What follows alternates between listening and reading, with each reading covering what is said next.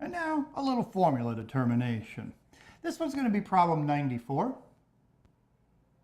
from near the end of the chapter 3 stuff that we're covering here in Chemistry 1145. Some related questions are things like 47 and 53 and 93. Okay, so this was 94, and it basically asked us to determine a chemical formula based upon some percent composition information. Now, this particular problem I was attracted to because it is kind of an interesting one. So let's take a quick look at it. So here is the text of the problem itself.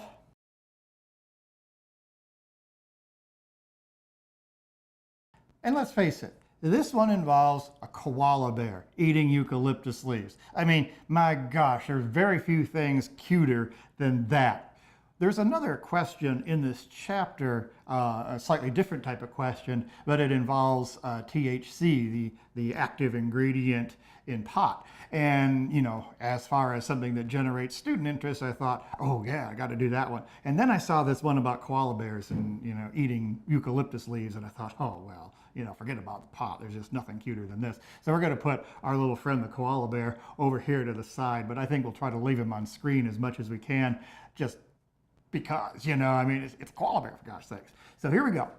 They're asking us basically to figure out what the formula of this eucalyptus, the eucalyptus oil found in the leaves is. They tell us that it's built only from carbon, hydrogen, and oxygen. So to start off my formula, I'm going to take advantage of that information. Whatever this eucalyptus stuff is, it is CXHYOZ. And remember what the little X, Y's, and Z's represent. X, moles of carbon. Y, moles of hydrogen in one molecule or one mole of this stuff. Z, moles of oxygen. Didn't write in the full word for hydrogen. And I ought to just because it's fun.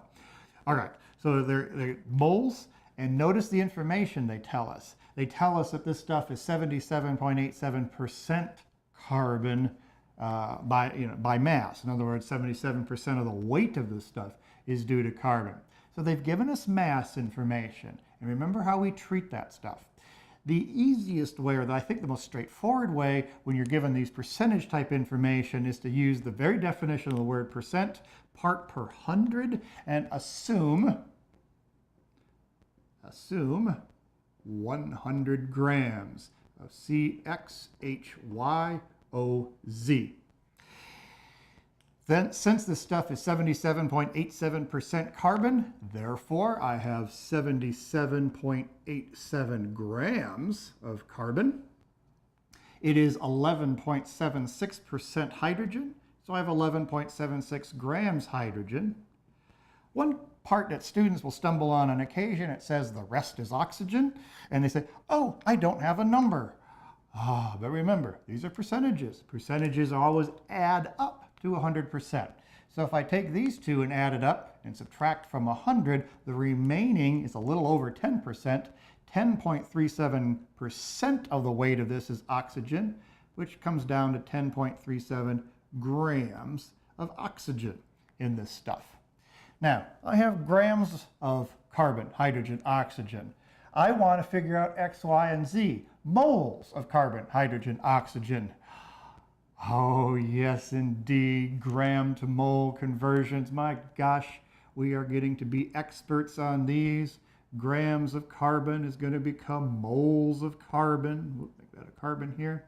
Now, 1 mole of carbon, and what I am going to do is use the full number off the periodic table. For this calculation, it's usually not a bad idea to go ahead and use the full and complete atomic weights that you see on the table. Like for carbon, I normally will say 12 grams per mole.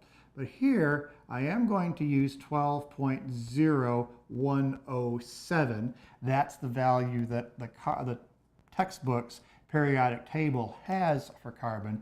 So I am going to make use of that number, okay, because we are going to be doing some rounding off in a little bit. You just want to have as much accuracy at this stage of the calculation as possible. and that's going to give me the number of moles of carbon that are in there. And I punched that out, and I came up with 6.48, and what was it, 34 moles of carbon. Kind of a weird looking thing, but we'll proceed to the next one. I don't want grams of hydrogen. Go away, grams of hydrogen. I want moles of hydrogen. And I look at the periodic table, and it's 1.0079 grams of hydrogen in 1 mole. I punched that out on my calculator, and I came up with 11.667. Make sure that's nice and clear. 11.667 moles of hydrogen. Okay. And then I do exactly the same thing here. Grams of oxygen, moles of oxygen. 1 mole is 15.9994 grams of oxygen. Ah, yes, using the whole number off the periodic table. Ooh, just makes you feel all quivery inside. 0. And that's 6483 moles of oxygen.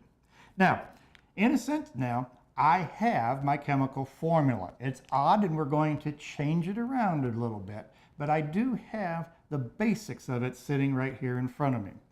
I said I wanted CX, HY, OZ, where they are moles of carbon, hydrogen, oxygen. I've got it now.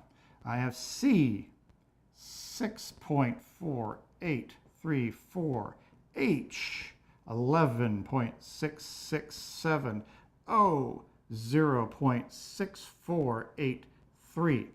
That is the chemical formula. It is the number of moles of each of these atoms in the molecule. The problem is they are not nice, round, pretty whole numbers. And remember, at this stage of the game, you do not round them off. We don't say, ooh, 6 and 12 and close to 1 here.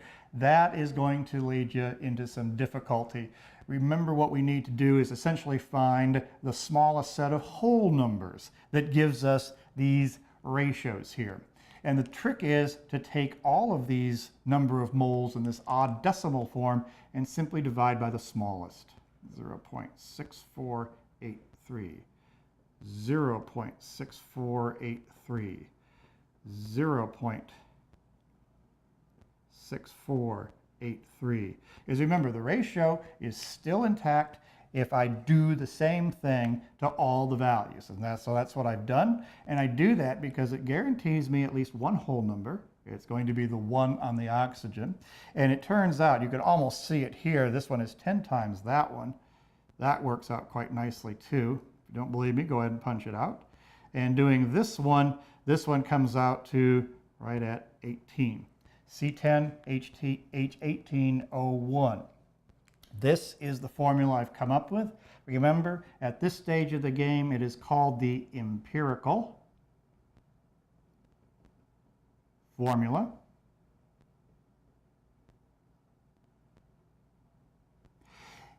And that is the answer for a lot of these types of questions, including this one, to part A. What is the empirical formula of the oil found in eucalyptus leaves that our dear friend the koala bear is chowing down on? Here it is, C10H18O1. Part B of the question is simply, what is the actual molecular formula? And remember, it could be C10H18O1. It could be C20H36O2, and any other whole number combination here, some ratio of these things. The way you tell which one of the possibilities it truly is simply compare the molecular weights. For this particular problem, they tell us in part B that the molecular weight, they tell us the mass spectrum information, but that's essentially the molecular weight, is 154 atomic mass units, which is also a way of saying grams per mole. And if you go through and calculate the molecular weights for these, you will find, sure enough, 12 times 10 plus 1 times 18 plus 16 equals 154. So this empirical formula is also the molecular formula, and there it is. That's the formula of eucalyptus oil that our friend the koala bear is chowing down on.